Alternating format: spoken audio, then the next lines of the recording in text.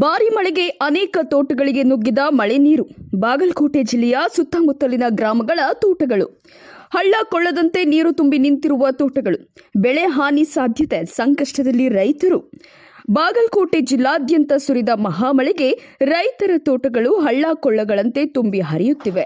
ಬೆಳೆ ಹಾನಿಯ ಲಕ್ಷಣಗಳು ಕಂಡುಬಂದಿವೆ. ರೈತರ ತೋಟಗಳಿಗೆ ನುಗ್ಗಿದ ಮಳೆ ನೀರು ಪ್ರವಾಹದಂತೆ ಹರಿದಿರುವುದು ಕಂಡುಬಂದಿತ್ತು. ಇದರಿಂದ ರೈತರಿಗೆ ಸಂಕಷ್ಟಕ್ಕೆ ಈಡಾದಂತೆ ಭಾಸವಾಗಿದ್ದಲ್ಲದೆ ಈ ಮಹಾಮಳೆಗೆ ಅನೇಕರು ತತ್ತರಿಸಿ ಹೋಗಿದ್ದಾರೆ.